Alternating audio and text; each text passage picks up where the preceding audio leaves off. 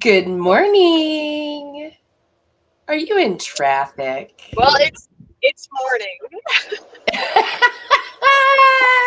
It certainly is morning, and Oh it my is. god. I are you okay? Is Technically, everything yes. okay? That's good. We're gonna start there. So, welcome everybody. It is Monday, and this is where we kickstart our week with positivity and inspiration. And it looks like my co-host Kayla Thompson Riviere is not where she expected to be at this time this morning, That is which correct. so positivity and inspiration is definitely on your agenda right now. So, so do we need to chat about that before we jump into our quote? Yeah, there's a couple lessons in there somewhere, I'm pretty sure. Right? Right? I love it. Don't Uh, look at the camera, look at the road. You're good.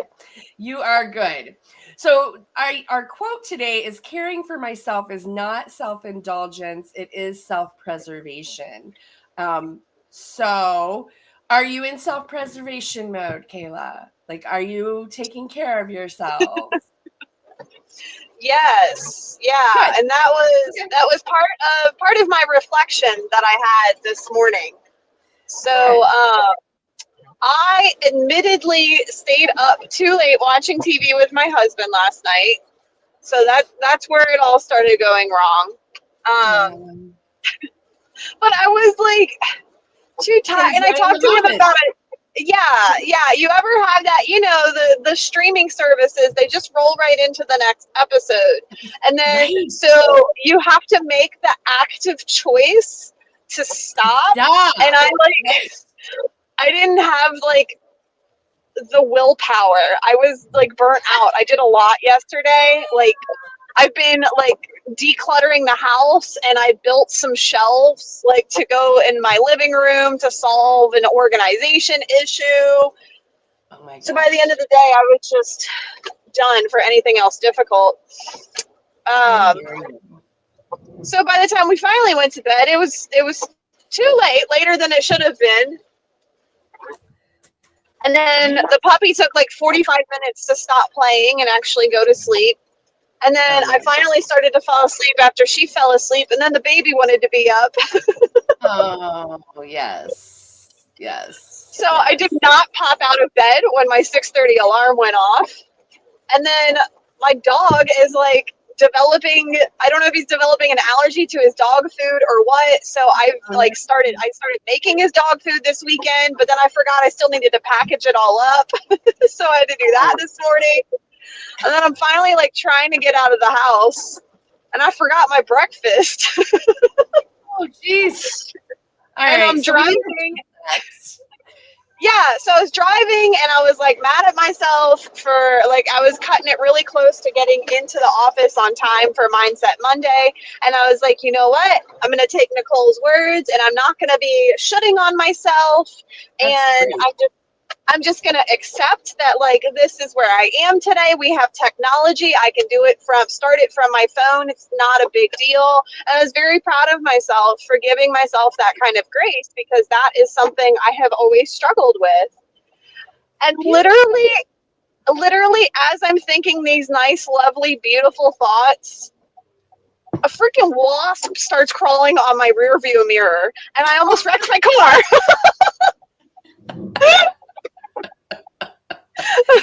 Oh my gosh. Okay, so here it is. Like literally, I think this morning is all about self-preservation. No joke. No joke. Kayla, I was grocery shopping yesterday morning. I mean yesterday afternoon, and um got 4 or 5 texts because I forgot that I had scheduled a training session for 4 p.m. I literally left my buggy of food in the grocery store Oh and went out no. to the training in my car in the parking lot. Now, why are we talking about this? I don't know if it has much to do with this quote for today, but I know that it has to do with actually it does because you just said it's all about giving ourselves grace and being like, okay, we are human. We stay up too late sometimes. We have too much going on in our lives, and lots of tasks that I don't remember until the morning and I'm supposed to do it, and all of the things. And remember, we are human. That's it. We are merely mortals. Like, there is no superhuman. We're not superheroes. We're not DC Comics. We're not, or what's the other one? If you're not a DC comic fan, you're a Marvel. Marvel. We are not these superhero comic characters. We are human beings, and we have limitations. And we need to take care of ourselves. And sometimes that means doing a call from the car, or right, or leaving your groceries in the buggy and headed back to the parking lot to do a call. Or it means staying up too late, understanding that tomorrow's going to be a little bit crazier than normal, and it was worth it hanging out with people I care about, right? I mean, being in the moment, there's a cost for all of the choices we make. There's always an expense, okay, to everything. Nothing is free. We make choices all of the time. And sometimes we have to prioritize people, including ourselves, over things. And when I say things, I don't necessarily mean tangible things. I mean, like, Kayla, I'm with you. I was up too late last night too. Is it in the air? My husband and I were working on our taxes. So fun. Right. But it needed to be done. And it was the first time that we both had that we could collaborate on it together. And so we did it. Hi, and good morning. I have a pickup for fine. Kayla. Okay, let me have it. Thank you. Yeah, and we talk a lot on here about, about the different layers of positive mindset and strategy and planning and all of that. But this is just a very real life depiction. Oh, by the way, I didn't add in, it's freaking raining. It's raining. And somehow I have the only rain jacket that doesn't have a hood. But that's okay because I have an umbrella. But guess what I had to use to get the wasp out of the car? The umbrella. Oh, good morning, Jules. Good morning, Shelby. It is a Monday. Yes, I was almost in tears just because I was like so frustrated with this situation. Right. But this is a very real life depiction of, the best laid plans will always get interrupted at some point. And truly the measure of your resilience is how you can pivot and adapt in those moments and not get lost down the rabbit hole of beating yourself up and the shoulds and all that. And still finding a way to make it work, even if it wasn't the way you had pictured in the first place. All of that is beautiful to my ears because it is the meat and potatoes of what we talk about here. I mean, it really is, right? I love this conversation because you're right. We talk a lot about planning. We talk a lot about strategic, and we talk a lot about all of this stuff. And then life happens, right? Like, life be lifing. That's what they say now, that's right? Right. Exactly. And we can't get away from it. It is absolutely about how we pivot and how we manage through that. And in order to do that, we have to be nice to ourselves.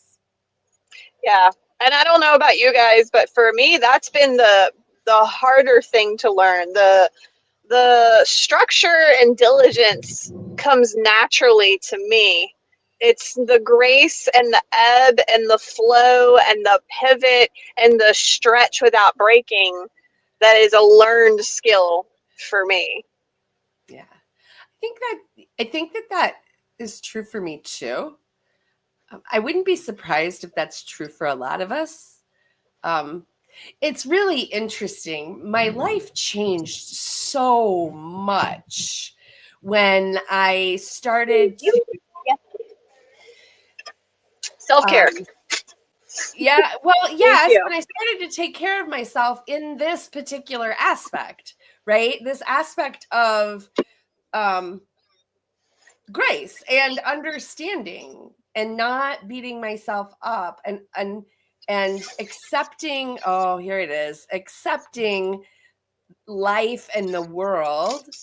And instead of trying to force the world to conform to me, I started to let myself conform to the world in this one aspect, right? This aspect of ebbing and flowing and being like, okay, today is going to be a rough day because I stayed up late and I did some stuff, and it's going to make today harder, and that's going to be okay. Where can I give in my schedule? What do I need to do to adapt to that? What's it going to look like? And how am I going to just accept that and be okay with it and just be like, you know what? This is how it is. And I think too, sometimes it's hard because we see all of these social media and we see so much of other people's lives, and we can make it even harder for ourselves to just show up the way we are, right? Just show up. We don't have to be all glam. We don't have to be all scripted. We don't have to be all like prepped. We can just show up and be us and be like, okay, I ran late. Sorry, I'm in the car. Okay, I forgot. I said in the meeting yesterday, I was like, I forgot. I just forgot. Thank you for your patience. We're getting started about 4 minutes late because I forgot. Because I don't work on the weekends, just so y'all know. When I punch out on Friday, like I really do punch out. Like I don't. So it was strange that I would have a work event on a Sunday anyway. So I should have done something. Anyway, I could have done something a little bit different to make sure that didn't happen. But I didn't. And that's okay. We got through it. Yeah, Everybody survived. it's so interesting. I was listening to a book the other day, and now you've got me, I will say, quote, reading so many books, I don't even remember which one it was in, but they were talking about there was this study about people. It was something about potential Jeopardy contestants, and I remember there was somebody who he was really intelligent and did a great job answering all of the questions, and one group of people like scored them on it was questions to judge how much they liked the person. And then they did it the same thing with another group, but they had the really intelligent man who answered all the questions right spill coffee on himself. And he actually was more likable. when he spilled coffee. I don't know if that was me or you. Yeah. Oh, so I touched my car screen and accidentally called my husband. But so when he spilled his coffee on himself, he was actually more likable than in the setting where he didn't. And it's because when somebody is on.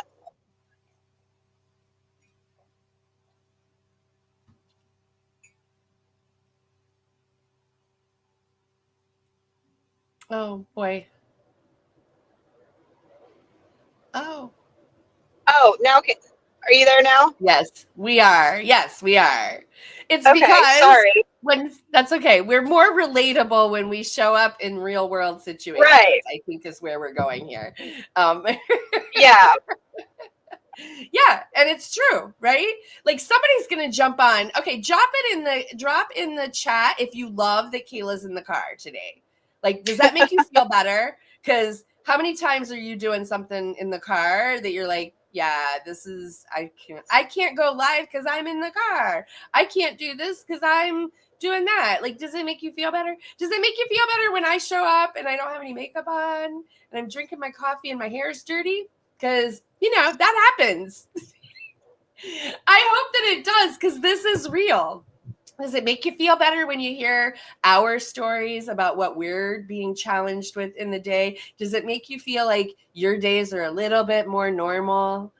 I mean, because that's... But the thing is, and I want everybody to think about this from the perspective of running their business, though, because when we're in our business mode, like, of course we're putting our best foot forward, but that doesn't take away the power of humanizing ourselves. Sometimes that's really where I'm going with this, is that our potential clients or potential referral partners who are looking at the way that we show up in life are going to connect with us better when every now and then, we are having a fault or a flaw. Interestingly, though, the same study found that somebody who, they did the same thing with Jeopardy contestant, and there was somebody who had answered all of the questions wrong, really performed very poorly.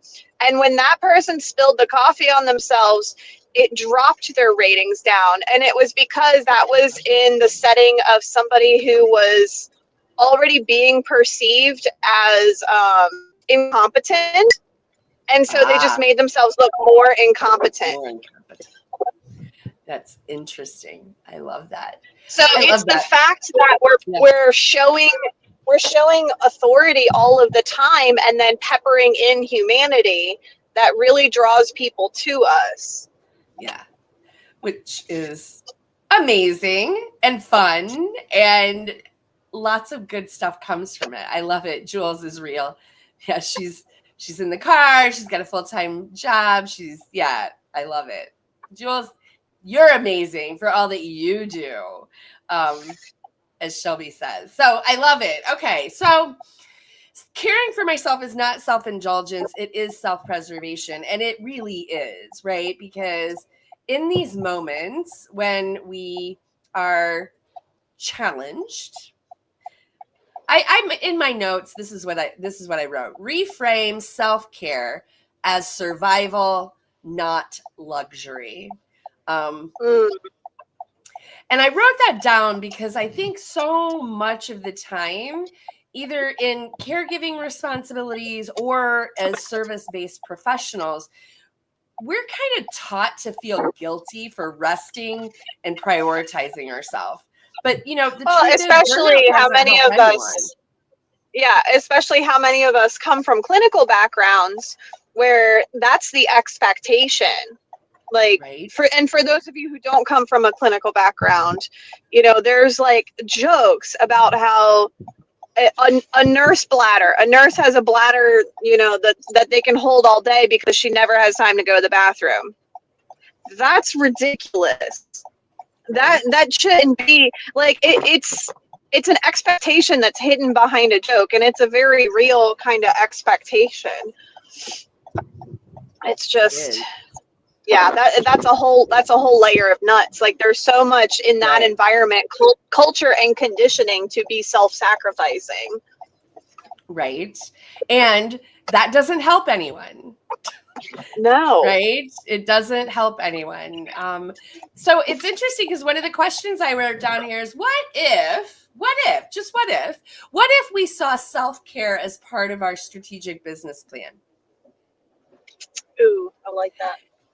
Right? I mean, it really is one of the reasons, if you've done a workshop with me, you know that very early on in the strategic planning process, I say, I want you to think about all of your non-negotiables.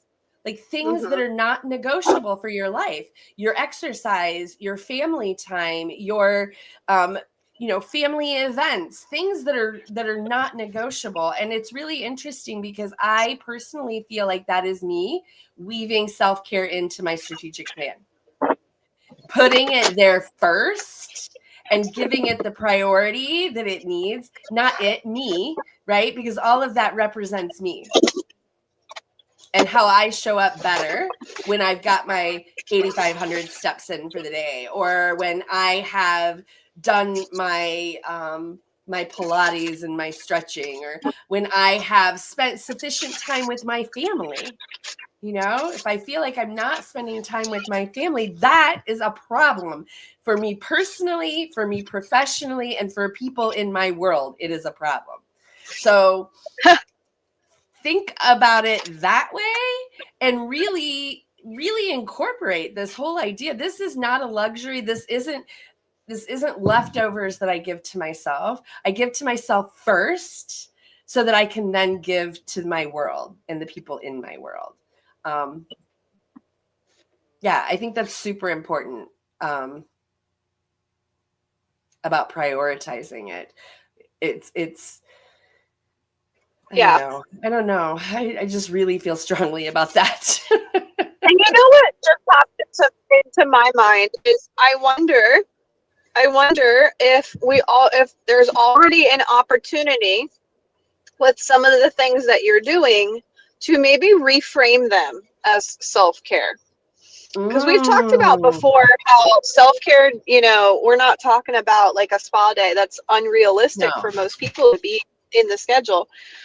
But this is a mental hack, I guess, that I like to use for a lot of things that on the outset, like maybe I don't want to do them. And it's kind of focusing, I can focus instead of on the task, the why behind the task. So one of the things that I do in my life, for those who don't know, this is my lunch today. I pulled it out of the freezer. It's I cook once a week. I make a big batch, and then I individually portion it out to meals and vacuum seal and freeze it. That is easier to me than cooking every day. And it makes sure I've got a variety of nice, healthy food to pull from. I don't always like doing it, but I know that I'm going to like having that nice, healthy food available that's going to support me and support my body and all of the things that I'm trying to do. Yeah. Yes. Am I frozen?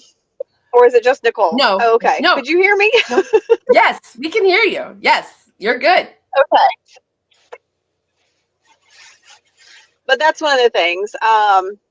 Just shifting that focus, I find, is helpful, and reminding myself that, yeah, I have a to-do list, but really it's serving me and my goals, and then being able to find some joy in a process that otherwise could just feel like another thing to do. Yeah. Right. I love that. I love it in the fact that, I think we've talked about this before, how delayed gratification, right, is that whole thing. And sometimes taking care of myself. I love what you said. Reframe some things you're already doing and label them as self-care. A few episodes ago, we talked about microdosing self-care. And I think this is exactly what Kayla's talking about, right? Is it the 5 minutes before you walk out the door? Is it,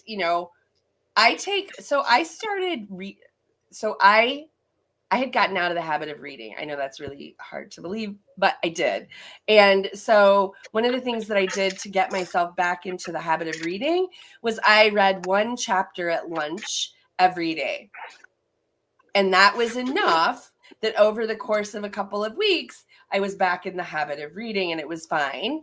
But I say that to say, because reading one chapter at lunch did so much for my self-care, because it actually pulled me out of the office for 1 hour to take lunch first. Then it pulled me out of the hustle and bustle of all of my day-to-day stuff by opening up a book while I was sitting at the table eating my lunch and reading a chapter of the book, right? And those are self-care things, right? For me. So what are some things that you do already that you haven't given the name self-care, but they really are, because they're allowing you to continue through your day, right? And continue to serve yourself and your people and take care of your body and do all of these things. I think that's a great challenge for the week. Like, Yeah. Go through your day. What are you already doing? And that's not to say that there's not, I'm not trying to say that this is a substitute for some of those more indulgent, luxurious things. But for me, anyways, I have a life that's set up to where bubble baths and massages are like very rare occurrences. So it's just not practical if I'm saying that those are the only things that are self-care. First of all, it's not true. And second of all, it's not practical. That means then if that's my mindset, then that means I'm telling myself that I'm never taking care of myself. And that simply isn't true. There's a lot of things I do to take care of myself. And sometimes they just don't feel like fun in that moment. So really shifting my mindset and focusing on why I do a lot of the things that I do. It's like that idea of finding enjoyment in the process instead of just the end result. Yes, I love it. I love it. Another thought just came to my mind around this. When we practice this self-care, we take care of ourselves first, we're really modeling self-respect. Right? We are, it's so funny because we hear all the time, we teach the world and we teach people how to treat us. And this is one way that we can model how we want to be treated, by treating ourselves with self-respect. It gives the world and others around us the understanding that they need to respect us too. Right? Yeah. So I thought that was an interesting way to think about that as well. It's there's so much unpacking in all of this. I think that there's lots of ways to practice self-preservation / self-care. And I love the idea of renaming things that you're already doing and taking credit for the self-care that you're already doing. I think it's too easy for us to be like, oh yeah, I don't ever take care of myself and I don't. But I'll bet there's at least one, if not two things you do every single day that are self-care, and you're just not thinking of them in that view. So I think I love that. Let's talk about that. I would love to hear in the comments what you come up with over the next few days, as far as, oh yeah, I do that to take care of myself. It's really preservation. Trust me, what's the thing? And I've often said this to my husband at different times. Look, you need me to do this, because if I don't do this, you're not going to like me. Right? Yeah. Like there are things like that are that important. So I'm looking forward to hearing about that. In addition to identifying some of the things that you're already doing and kind of reframing them, I wonder what else you can reflect on for yourself that is a small little habit that you say, you know what, I think I would feel better, perform better, be better if I implemented this into this small time block every day, like Nicole's reading, and figure out where it's going to fit on the calendar and schedule it in. Just like going to that self-preservation, we know that we need food and water and sleep to survive. So why don't we start treating these small acts of self-care just as importantly and schedule them in too? Yes. Figure out where it is, figure out where it fits, put it on the schedule. That's right. I love it. I love it. Well, we are out of time. This has been fantastic. I hope that everyone has gotten some inspiration and got your mind working on a Monday morning about how you implement self-preservation and self-care techniques, and what you can do to make sure that you're taking care of yourself and setting those boundaries and being healthy and modeling self-respect, so that everyone in the world and around you, knows that that's how you deserve to be treated, because it is. And so that you can show up as the best person, the best you possible, because the world needs you. We need you. We need you. All right. So have a fantastic week. Let's see. Is there anything? Yeah. Next week, we're going to be talking about authenticity and well being. So be sure to share how you're applying this in your advocacy practice and your day to day life. We'll see you next Monday for more inspiration to talk about whatever it was I just said we're talking about because the notes are gone. I love it. Have a great week, everyone. We'll talk to you later. Have a good one. Bye bye.